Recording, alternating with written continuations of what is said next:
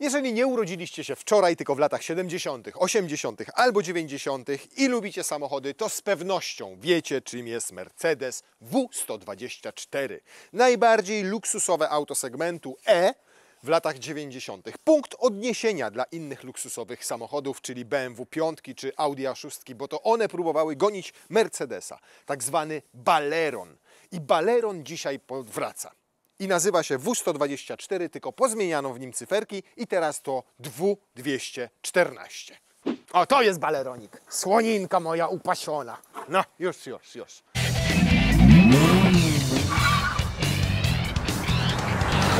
Urósł dokładnie o 26 mm. Na szerokość mamy więcej samochodu o 28 mm, a jeżeli chodzi o rozstaw osi, to 22 mm więcej. Wysokość w zasadzie się nie zmieniła, bo to tylko 1 mm. To, co się zmieniło, to stylistyka względem poprzednika. I co ciekawe, o ile wiele Mercedesów dzisiaj współczesnych jest bardzo do siebie podobnych, nowa S-klasa do CLS-a, a nawet do CLA, wszystkie mają podobne światła z przodu, podobne światła z tyłu, to tutaj jest troszkę inaczej, bo pojawiły się takie łuki, takie zaoblenia, pojawiły się takie wklęsłe elementy.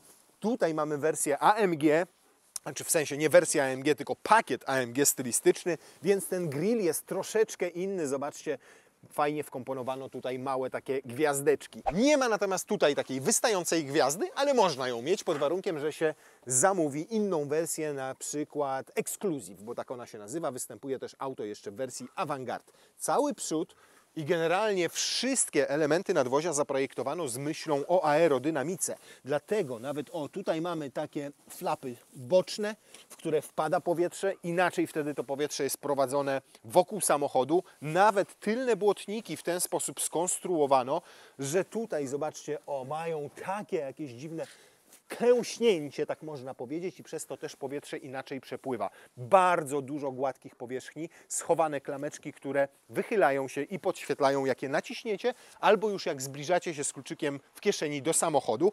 I w przeciwieństwie do SL-a te klameczki tutaj działają bardzo fajnie. Zdecydowanie to poprawiono. Jak delikatnie ją pociągniecie, to ona na elektrozamku się odczepia i zobaczcie, tu mamy jeszcze dociąg, ale ten dociąg jest w zasadzie niepotrzebny, bo drzwi zamykają się leciuteńko.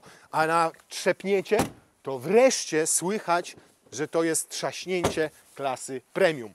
To, na co zwróciliśmy też uwagę, to zobaczcie, na ten dźwięk. To nie jest głuchy, pusty dźwięk cienkiej jak firanka blachy. To jest taki dźwięk, jaki powinny wydawać drzwi nie tylko w Mercedesach, ale we wszystkich samochodach klasy premium, bo dokładnie tak było w latach 90. I coś Wam pokażę, bo oprócz tego pakietu AMG stylistycznego mamy jeszcze pakiet, który nazywa się AMG Premium Plus. I on obejmuje między innymi reflektory cyfrowe, ten lakier, który tutaj macie, 20-calowe felgi, szklany dach, parę innych dodatków i świecący grill. Trzeba przyznać, że Mercedes umie w światełka. Umie w światełka, umie w przednie światełka, umie w tylne, bo zobaczcie teraz tutaj, jak pięknie widać gwiazdę mercedesowską. Oczywiście z obu stron. Tutaj mamy pas świetlny, natomiast jeżeli wyłączymy te lampy, to szczerze mówiąc ich kształt nie bardzo do mnie przemawia. Proszę bardzo. Cyk. Zgasnęły, wzięły, były? Zaraz zgasną, jak się zamknie drzwi. Oczywiście widać tutaj w całej tej stylistyce nawiązania do innych Mercedesów, natomiast jest też inaczej i akurat z tego się cieszmy, bo nie wiadomo, jak długo tak będzie. Może i nowa C-klasa, i może S-klasa po faceliftingu już też nie będą miały prostych linii, tylko będą gdzieś miały jakieś wcięcia i bardzo upodobnią się do E-klasy. Natomiast rzeczywiście widać po tym aucie z tyłu, jak patrzymy, że to jest po prostu limuzyna. No to skoro mamy fejkowe wydechy, to zapytacie, co mamy pod maską. Już pewnie to widzicie tam z tyłu, bo jest oznaczenie 220D. A jak 220D, to oznacza oczywiście diesela. No fajnie, że jeszcze w dzisiejszych czasach produkuje się diesle. Idealne auto na taksówkę w takim razie, gdyby nie cena. Ponieważ 269 tysięcy złotych kosztuje wersja E200 z benzyniakiem. Natomiast E220D, takiego jak my tutaj mamy, kosztuje 299 tysięcy złotych.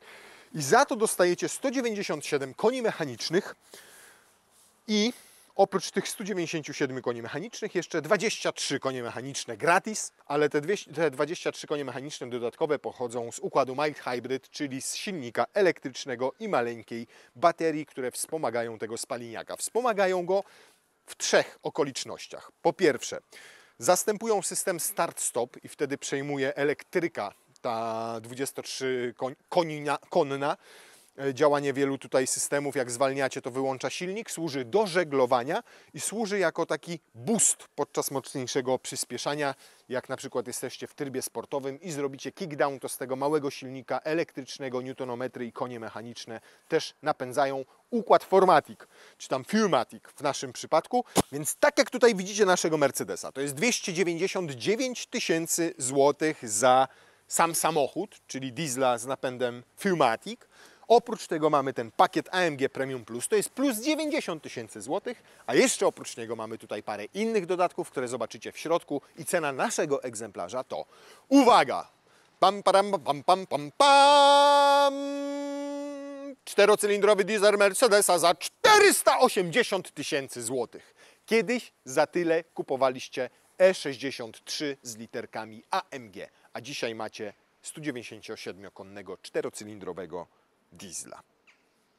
Ja Za te skromne 500 000 złotych na szczęście dostajecie bardzo przyzwoity bagażnik, bo ma, uwaga, 540 litrów. Jest dobrze i wygląda na przyjemniejszy, foremniejszy niż bagażnik, który widzieliśmy w BMW serii 5 nowym w i5. Dokładnie. Co jest pod spodem? Pod spodem jest dużo, no tak niedużo.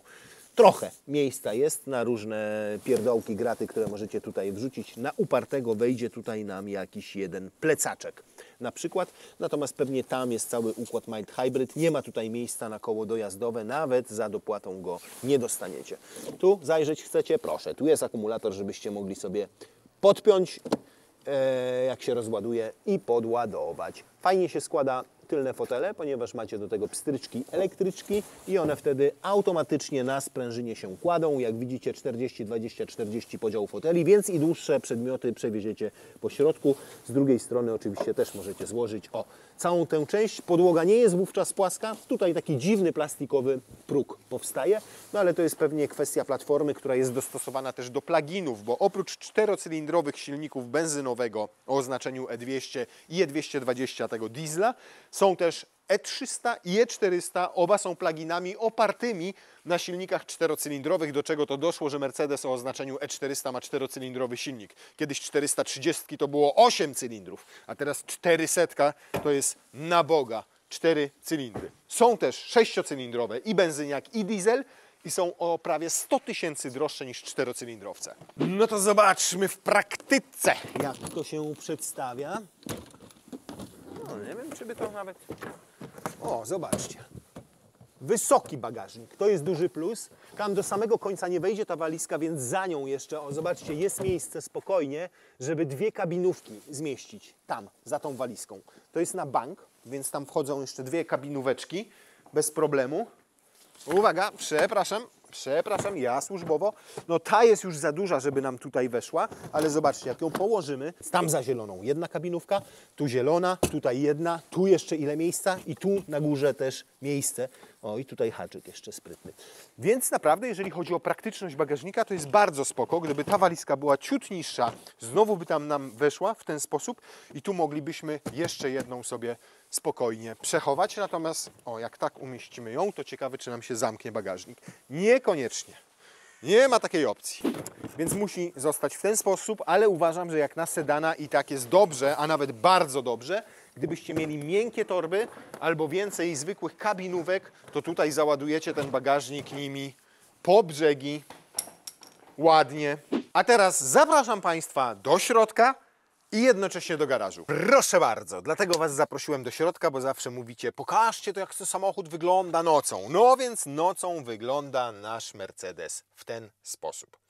Pierwsza rzecz. Światełka, bo to Was interesuje najbardziej. Jak wrzuciłem to na Instagrama, to nie ma złotego środka. W sensie nikt nie wypowiada się delikatnie. Każdy mówi albo kurna turecka dyskoteka nocą i ble, albo Boże, jak pięknie. I rzeczywiście O ile w innych Mercedesach te światełka nie do końca mi odpowiadają, to tutaj możecie sobie je poustawiać do tego stopnia, dobrać do własnego nastroju wszystko to, że robi to ogromne wrażenie. Ta listwa świetlna tam przebiegająca, która wcale nie razi w nocy, bo jest delikatnie tak jakby pod schodeczkiem schowana, więc nie odbija się w szybie, a jeżeli się odbija, to delikatnie na tej wysokości, więc przed sobą akurat wszystko bardzo, bardzo dobrze widzicie. No i oczywiście tutaj macie do wyboru 64 różne kolory. Możecie też sobie ustawić takie wielokolorowe wnętrze, o, na przykład w taki sposób i zobaczcie, tu świeci innym kolorem, po środku innym, tu innym kolorem, tutaj jest inny kolor. Taka sałatka jarzynowa nam się robi dookoła. Natomiast jeżeli byście chcieli mieć mniej jasno na przykład, to możecie sobie całkowicie wyłączyć górną listwę. Możecie sobie te dolne zmniejszyć, możecie sobie wręcz wszystko całkowicie wyłączyć i wtedy macie czyste, nieskażone żadnym światłem wnętrze. Więc możliwości ustawiania tego jest naprawdę mnóstwo. Teraz włączyłem na przykład tylko tutaj i tylko w drzwiach. Ale oprócz tego, że teraz możecie sobie właśnie włączyć to ambiente, to jeszcze macie efekty, na przykład wizualizację dźwięku. I jak włączycie sobie wizualizację dźwięku i odpalicie jakąś muzyczkę i zobaczcie jak teraz światełka nam mrygają. Burmester 4D. Teraz w Grodzisku Mazowieckim zachmurzenie jest duże z temperaturą wynoszącą 3 stopnie Celsjusza. Dzisiaj będzie deszczowo w Grodzisku Mazowieckim z najniższą temperaturą. No więc z panią z Mercedesa jest teraz pewien poważny problem, ponieważ ona ma wbudowaną sztuczną inteligencję. I niestety ze sztuczną inteligencją jest trochę tak jak ze sztuczną szczęką. No nie zawsze się sprawdza niestety. I zaraz pokażę Wam dlaczego. Bo na przykład Uważam, że podejmujesz świetne decyzje, na przykład co do wyboru samochodu. No. Po prostu pani coś po prostu pani coś wychwyciła tam, jak mówiłem. A teraz zobaczcie, jak sobie jedziecie na przykład, to pal licho, jak z kimś rozmawiacie, ale chcecie pośpiewać sobie w samochodzie na przykład i zobaczcie. Jutro spróbujemy jeszcze raz. Prognozy wyglądają łagodnie. Obniżam temperaturę do 17 stopni. Usiądziesz naprzeciwko, poproszę cię o wszystko. Miłość wypełniła samochód. Miłość wypełniła samochód. Karaś Rogucki wypełnili samochód, ja wypełniłem samochód, Silny wypełnił samochód i pani z Mercedesa miłością też wypełniła samochód. No powiem Wam, historia naprawdę jest z tym hej Mercedesem tutaj. Proszę. Już nie do końca milcz. zrozumiałam. Milcz, kobieto, już. Ja też Cię już nie rozumiem i nie chcę Cię słuchać. Są naprawdę jaja nie z tej ziemi. Jak jedziecie sobie, śpiewacie, z kimś rozmawiacie, to pani jest tak inteligentna, że próbuje się wtrącić do każdej rozmowy i do każdego karaoke. Wracając jeszcze do ekranów. Tutaj mamy bardzo naprawdę czytelny, fajny system. Dopiero teraz, jeżdżąc E-klasą przez kilka dni z tym uaktualnionym, poprawionym systemem, przekonałem się do tego, jak fajnie to wszystko funkcjonuje i działa. Jest czytelne. Tutaj macie cały czas panel nawigacji. Tu sobie układacie automat, jak mocno ma grzać. Tutaj sobie zmniejszacie, zwiększacie temperaturę i robi się to bardzo sprawnie, bardzo szybko. Tu macie pełne menu klimatyzacji. Tutaj na dole mapy zawsze wyświetla Wam się na przykład to, co akurat jest odtwarzane, więc szybciutko możecie zmienić utwór albo spauzować. Tutaj jest telefon, wchodzicie w telefon, od razu macie wszystkie połączenia. Tutaj macie też tę część klimatyzacji dla pasażera obok. Zobaczcie, co się dzieje, jak chcę włączyć odmrażanie przedniej szyby, co będzie się działo z nawiewami tutaj. Same się przesuwają, automatycznie strumień powietrza kierują do góry, żeby szybciej odmrozić. Wyłączacie, z powrotem wracają do tej pozycji, którą sobie Wy ustawiliście, ale ustawia się je już tutaj, jak widać, ręcznie. O, jaki zapach mamy ładny.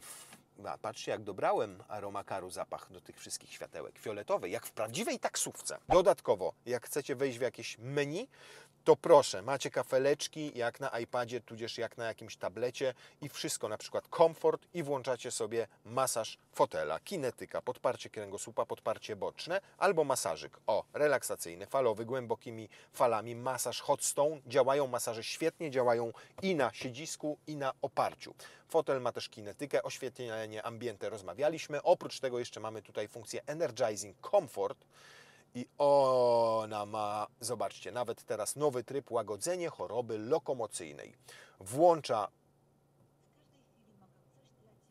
Nic nie chcę, żebyś dla mnie robiła, po prostu milcz. Wiadomość lub stworzyć muzykę z uwagi na fakt, że Proszę, mamy łagodzenie choroby lokomocyjnej, ale nie kierowcy, tylko pasażera. Tutaj natomiast, zobaczcie, mamy trzeci ekran przed pasażerem. On działa teraz, kiedy nie ma pasażera, tylko na postoju. W momencie, kiedy ruszamy, to ten ekran się wyłącza, żeby nie rozpraszać kierowcy, żeby nie przyszło mu do głowy jeszcze gmerać tam. No i tutaj mamy rzeczywiście aplikacje, na których możemy sobie włączać czy muzykę, czy nawet filmy, jeżeli mamy taką zainstalowaną aplikację. Tutaj jej w tym momencie nie ma. Mamy podglądy z kamer, możemy sobie właśnie włączać masaże nie tylko pasażerowi, ale też kierowcy, żeby go z tego obowiązku zwolnić. No i w Energizing Comfort mamy oczywiście jeszcze na przykład letni deszczyk, jak chcecie sobie włączyć i wtedy zmieniają się światełka, włącza się masaż, podgrzewanie albo wentylacja fotela. Tutaj się wyświetlają jakieś, teraz deszczyki, jak widzicie.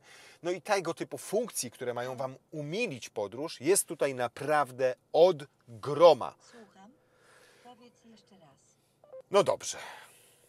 Miłość wypełniła samochód. To teraz ja wypełnię fotel pasażera na chwilę, a potem się przesiądę tam z tyłu, żebyśmy sprawdzili, ile jest miejsca, a następnie pojedziemy. O! I tu mamy tak. Obniżamy fotel maksymalnie. Akurat da się go naprawdę dosyć nisko obniżyć, bo zobaczcie, tutaj mamy szklany dach, a ja mam sporo miejsca jeszcze nad głową, dużo więcej niż miałem w tej BMC 5. Teraz na kolana jest, tak idealnie, można powiedzieć. Teraz mogę sobie włączyć właśnie ten cały ekran i mogę sobie na przykład YouTube Web odpalić. Włącza nam się internet i normalnie będzie wyświetlał nam tutaj filmiki. Na postoju można je sobie normalnie oglądać, nawet kierowca może je widzieć, natomiast w momencie, kiedy ruszymy, to ten ekran stanie się widoczny tylko dla pasażera, natomiast nie będzie go widział kierowca, żeby nie przyszło mu do głowy czasem sobie czegoś tutaj podglądać. Jest jakby trochę lepiej niż w BMC, chociaż rozpusty, jeżeli chodzi o przestrzeń, to też tutaj nie ma. Taka osoba do 1,75 m miałaby tutaj dobrze, jeżeli chodzi o kolana, ponieważ miałaby je z pewnością niżej niż ja i bardziej umieszczone tutaj, w tym miejscu. No dzieciak da radę, ale nie jest to super komfortowa pozycja na jakieś dużo dłuższe trasy. Jest lepiej na pewno niż BMW serii 5. Fajnie wyprofilowana kanapa, bo czuję się, jakbym w takim dołeczku siedział troszkę, dupką, więc jest wygodnie. Wystarczająco wysokie podparcie tutaj dla pleców. Zagłówek pojedzie w górę. Nie, tam trzeba coś pewnie przycisnąć. Pojechał teraz w górę. Niestety ze szklanym dachem mało miejsca nad głową dla takich wysokich pasażerów, bo jak ja bym chciał tutaj odpocząć w trasie jakiejś dłuższej, no to nie da rady. Po prostu nie da rady. Jest tutaj zbyt klaustrofobicznie, za mało miejsca nad głową, za mało miejsca na nogi, no ale weźmy pod uwagę to, że ja jestem ponadwymiarowy. Fajny podłokietniczek, bardzo wysoko umieszczony, bo czasami one są bardzo nisko i tak człowiek opada, natomiast tu jest w idealnej pozycji, siedzę prosto i mam go, fajnie tutaj mogę trzymać rękę, fajne miejsce na telefon komórkowy, który tu możecie sobie postawić i na przykład coś oglądać. Jak 2 razy się naciśnie, to wyjeżdżają nam uchwyty na kubki, bardzo praktyczne, fajne rozwiązanie. Tutaj macie taki panel szklany, który cały pracuje pod naciskiem, ale oczywiście też daje feedback i jak będziecie trzymali palec na auto, to on cały się ugnie, ale oczywiście zostanie tylko automat włączony. No gdzieniegdzie nie podoba mi się zdecydowanie wykonanie tej skóry tutaj, bo owszem, ona może jest przyjemna w dotyku i nawet nawiązuje do tych właśnie Mercedesów W124 taką fakturą i taką twardością, ale w dobrym słowa tego znaczeniu. Czyli ta twardość tutaj oznacza solidność, że ona nie powinna się przetrzeć, nie powinna się podrzeć, nie powinna popękać. Natomiast no tutaj w niektórych miejscach naprawdę fatalnie to uszyto, okropnie i brzydko to wygląda. A to, co Wam przypomina? Mnie to przypomina muszelkę. To jest taka otwarta muszelka. Nie?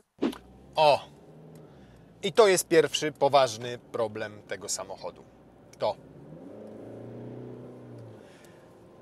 Nie o to chodzi, że ja nie lubię diesli. Przeciwnie, 6-cylindrowe diesle są naprawdę świetne. To jest trochę tak, jakbyście wybudowali sobie naprawdę luksusowy dom, w którym mielibyście prawdziwe drewno, w którym mielibyście ogromne 80-calowe telewizory, sprzęt grający za kilkadziesiąt tysięcy złotych, meble z najlepszego gatunku, wszystkie skórzane kanapy, po prostu taki dom. i opalalibyście go węglem. Te 4 cylindry, ten klekot tych bocianów tutaj spod maską jest przerażający. Natomiast nie można absolutnie autu odmówić dynamiki, bo ono i dzięki temu układowi mild hybrid i wysokiemu momentowi obrotowemu po prostu bardzo ładnie, płynnie, szybciutko przyspiesza. Co więcej, nawet jak sobie jedziemy w trybie Eco, to tutaj ten układ cały mild hybrid nie drażni. Do niego zaraz wrócimy, a teraz się skupmy na zawieszeniu, bo nie mamy tutaj standardowego zawieszenia, tylko mamy pneumatykę za 16 000 złotych razem ze skrętną tylną osią. O 4,5 stopnia tam się wychylają te koła. I jest bardzo dobrze w takich warunkach. Naprawdę ona świetnie sobie radzi, jest cichutka, to po pierwsze, ale nie jest też tak, że ten samochód płynie po tej drodze. Płynie, to tutaj S-klasa, a ten na tej pneumatyce jest wręcz taki jędrny. Świetnie tłumi te nierówności, robi to cichutko, robi to bardzo dobrze, ale jednocześnie nie jest taki jak na przykład pneumatyka w SUV-ach czy w S-klasie, że buda w ogóle się nie rusza i samochód macie wrażenie, że całkowicie w 100% niweluje każdą nierówność. Problemem tej pneumatyki jest moment, kiedy najeżdżacie na jakiś próg zwalniający którąś stroną kół, na przykład prawymi albo lewymi. No i wtedy w Mercedesie E z pneumatyką pojawia się takie stuknięcie, tak bym to nazwał, typowe. Na komfort takiej jazdy to nie wpływa, ale wpływa na komfort akustyczny. Mówicie, o kurna, ale coś tutaj dobiło. A teraz wróćmy do tego mild hybrid, bo powiedziałem, że nie drażni. Bo nie drażni, bo jest tak, że jadę sobie w tym trybie Eco, zdejmuję nogę z pedału gazu i owszem, on wyłączył sobie teraz silnik, jest w trybie żeglowania, kładę nogę, ale on już po 1,5 sekundy jest gotowy do tego, żeby jechać. I zobaczcie, wyłączył, uwaga, 3, 2, 1, raz, dwa i już mam pełną moc. A nie szkodzi, w ogóle się nie przejmuj się, olej te dane muzyczne. One nie są nam teraz niezbędne, do niczego nam nie są potrzebne, moja mała. No, na czym to skończyłem? A, mild hybrid, przepraszam, bo pani mnie wybiła. Więc działa naprawdę szybciutko i płynnie. Jak wejdziecie sobie w tryb komfort, to z automatu ten układ żeglowania i wyłączania silnika przestaje działać. I to też mi się podoba, bo czasami w samochodach jest tak, że w komforcie jeszcze to wszystko działa. A tutaj teraz już mamy to wyłączone i jedziemy jak normalnym dieslem. I za to duży plus też dla Mercedesa. Generalnie na paru Mercedesach, które testowaliśmy w ostatnim roku czy 2 latach, nie zostawiliśmy suchej nitki, jeżeli chodzi o wykończenie, wykonanie wnętrza, jakość użytych do tego materiałów. Natomiast mam wrażenie, że w przypadku E-klasy Niemcy wyciągnęli absolutnie wszystkie wnioski z tego, co było złe w poprzednikach. Z trzeszczących plastików, z uginających się, z niedziałających klamek, ze złych przeszyć, z odpadających nawet boczków. Solidność tego samochodu, naprawdę jak tak się wszystko tutaj maca, dotyka, odciąga, puka, stuka, robi wrażenie, tak powiem. Może nie jak W124, no. Już nie popadajmy w taki zachwyt tutaj nad tym egzemplarzem. Ty nie znam, ale możesz mnie zapytać, jaki dźwięk wydaje kot? Jaki dźwięk wydaje kot? Jaki dźwięk wydaje kot? Brawo! Teraz sobie wyobraźcie, że jedziecie z jakimś kontrahentem z boku na fotelu pasażera, rozmawiacie, ubijacie interesy, on się masuje, może sobie tu coś ogląda, po czym nagle z pani Mercedesa pyta go, czy chciałby usłyszeć, jak robi krowa. Opowiedz jakiś dowcip. Dlaczego nadmuchany balon jest niemiły? Bo jest nadęty. A opowiedz jakiś dowcip o mężu i żonie. Jaki jest magik, jeśli straci magię? Rozczarowany. Oczywiście, żeby nie było. Można ją w ogóle wyłączyć. Ale my postanowiliśmy z Silnym, że się zabawimy i zobaczymy, jak będzie podczas testu ta sztuczna inteligencja działała. No więc prędkość przelotowa dla tego samochodu taka przyjemna to jest 170-180 na godzinę. Jest wtedy jeszcze cichuteńko, ten burmesterka świetnie słychać, człowiek się relaksuje w środku i właśnie chodzi nie tyle o to, żeby dojechać tym autem do celu, tylko żeby jechać. I to jest w nim najpiękniejsze. Pod tym względem to naprawdę stary, dobry, poczciwy Mercedes. Jego zadaniem zawsze było izolowanie Was od tego, co się dzieje na zewnątrz, zapewnienie Wam maksimum komfortu i tak jest w tym wypadku. Spalanie, jak jedziemy sobie bocznymi drogami delikatnie 60, mamy średnią do 90 w trybie komfortowym, a nie w trybie Eco.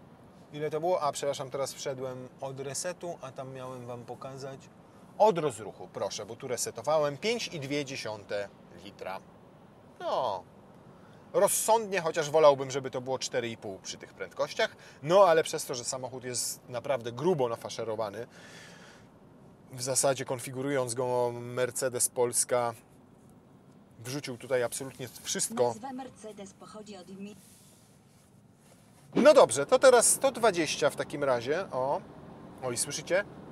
No słychać tego diesla jest i to nie jest przyjemne. Naprawdę to nie jest przyjemny dźwięk, jak on tak przyspiesza. Już jak jedziecie stabilnie, teraz mamy te 120, zresetujemy sobie komputer pokładowy, żebyśmy zobaczyli, jakie będzie zużycie tego paliwa. Już jak jedziecie stabilnie, te właśnie 120, 140 na godzinę i więcej, to już ten dźwięk tak... Zużycie od początku jazdy wynosi 7,3 litra na 100 km, a od ostatniego resetu 8,5 litra na 100 km. No więc cisza. Znaleziono wiele wpisów. Dokąd chcesz jechać? Jakiś kebab może? Sultan Kebab, Samski Frips, Delikatesy Centrum, Donnerland, gdzie chcę pojechać sobie silny? No, więc już jak jedziecie sobie tak 120, 140 czy szybciej drogą ekspresową, tudzież autostradą, to tego silnika już nie słyszycie, bo delikatnie zagłuszają go szumy powietrza. Ale naprawdę delikatnie, bo sama buda jest świetnie wyciszona. Wyciszone jest doskonale podwozie przede wszystkim. Tutaj ten odcinek to jest betonowy kawałek i jak tylko popada, to ten odcinek jest bardzo głośny. A tutaj w tym samochodzie absolutnie niczego od kół, od opon nie słyszycie. On sobie sunie bezszelestnie po tym kawałku. Szumy powietrza opływającego nadwozie też są minimalne. Silnik ma niespełna 1500 obrotów przy tej prędkości, więc absolutnie wszystko się zgadza. Tak jak wspomniałem wcześniej, auto do pokonywania tras, dalszych odległości. I wtedy możecie liczyć na naprawdę skromny apetyt. Nie wiem jak to jest, że on, i to wynika z tych moich 5-dniowych doświadczeń, pali tyle samo jak jedziecie bocznymi drogami w zakresie tych prędkości 50-90 na godzinę, co przy 120 jadąc ekspresówką. To jest oczywiście spalanie z krótkiego odcinka, te 5-2 litra w tym momencie, ale jak pokazują moje doświadczenia z tych kilku dni, dokładnie na takim poziomie to spalanie będzie się utrzymywało, jak będziecie jeździli 120. I jak jedziecie szybciej, 140, 150, 160 na godzinę, spokojnie zamkniecie się w 7 litrach w średnim spalaniu bez najmniejszego problemu. A to oznacza, że na jednym baku, który w tym wypadku ma 66 litrów, przejedziecie sobie około 1000 km. I niestety jest to jedyny parametr, który faktycznie przemawia za wersją 220D. Teraz troszkę przyspieszyliśmy, teraz mieliśmy troszkę pod górkę i 5,7. Tak jak mówię, do 120 będziecie mieli do 5,5 litra. Jak zaczniecie szybciej jeździć sobie 140-160, zamkniecie się w 7 litrach, co uważam za naprawdę bardzo dobry rezultat. To teraz jeszcze sobie sprawdzimy, jaki będzie rezultat przyspieszenia od 0 do 100 km na godzinę. W danych technicznych to 7,8 sekundy. Ale weźmy pod uwagę to, że mamy mokro, chociaż Firmatic delikatnie złagodzi to fakt, że mamy takie warunki. Mamy mnóstwo dodatkowych gratów w tym samochodzie, które go po prostu obciążają. Szklany dach, 20-calowe felgi, dodatkowe ekrany, sam burmester, który ma wzmacniacze, dodatkowe głośniki, masaże, które wymagają i kompresorów, i wymagają poduszek. I silnego z tyłu oczywiście. No i tego typu dodatków tutaj jest na tyle dużo, że sporo przekracza masą wersję standardową. Myślę, że o 100-150 kg to lekko licząc. Dlatego zobaczymy, czy te 7,8 sekundy będzie w ogóle wykonalne, ale moim zdaniem jak taka locha w 8 się zmieści, to i tak będzie bardzo dobrze. O! Słyszycie? Dieselek, ale w W trybie sportowym jak szarpie skrzynia. 100. O! Co ja powiedziałem? Że 882 to będzie dobrze? No to nawet nie będziemy chyba powtarzali tego rezultatu, bo jest naprawdę dobry. 801. Z silnym i z tymi wszystkimi, z tym całym asortymentem, który tutaj mamy na pokładzie. Więc naprawdę jest bardzo dobrze. I teraz jeszcze sprawdzian dla skrętnej tylnej osi. Zajebista. Tutaj naprawdę czasami kompaktem jak się skręca, przednionapędowym, który ma szperę z przodu, to trudno jest się wyrobić, tylko na 2 razy trzeba to robić, a ten w ogóle jeszcze z metr miał do tych gałęzi. Natomiast to jak gra to audio,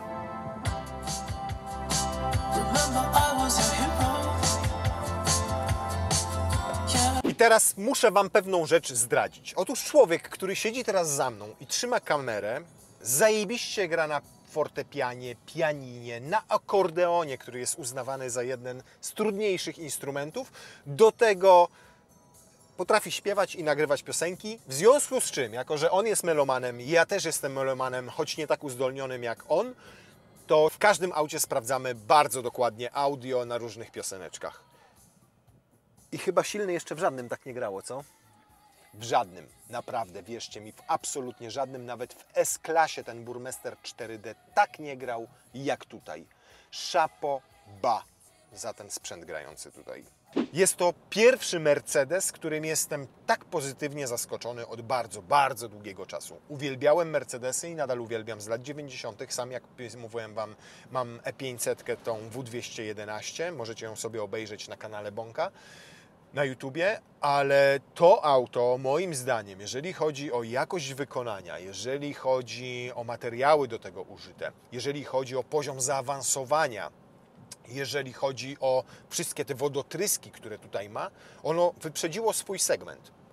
O ile BMW 5 w wersji i5 przynajmniej, tej elektrycznej, nas rozczarowało i przestronnością, i tym jak ta elektryka jeździ, i paroma innymi rzeczami, to tutaj jest wręcz przeciwnie. Takie mam wrażenie, że przez ostatnie 10 lat to właśnie Mercedes opuścił się w standardach pewnych. W standardach po pierwsze technologicznych, bo niczym specjalnym i nowym nie zaskakiwał, i w standardach jakościowych, bo tutaj bardzo zszedł z poziomu, który kiedyś reprezentował, i BMW i Audi po prostu prezentowały się na jego tle lepiej. E-klasa jest jakby nowym otwarciem dla Mercedesa, moim zdaniem. Takie mam wrażenie po teście tego samochodu. Nie pasuje mi tutaj kompletnie ten silnik. Uważam, że to w tej cenie fajnie byłoby mieć 6-cylindrowego benzynowca albo nawet 6-cylindrowego diesla. Niestety te są 100 000 droższe. Natomiast cena jest abstrakcyjna. Ja rozumiem, że Mercedes celuje już nie w klasę premium, ale w klasę luksusową, czyli bardziej Bentleye i tego typu rzeczy. Niemniej żaden Bentley nie pozwoliłby sobie na to, żeby 4-cylindrowego diesla wpakować pod maskę takiego samochodu. Więc się Mercedesie zdecyduj. Albo robisz klasę luksusową i faktycznie nawet nie wrzucasz tego taksówkarskiego diesla pod maskę, albo się dalej bawisz w premium, tylko nie.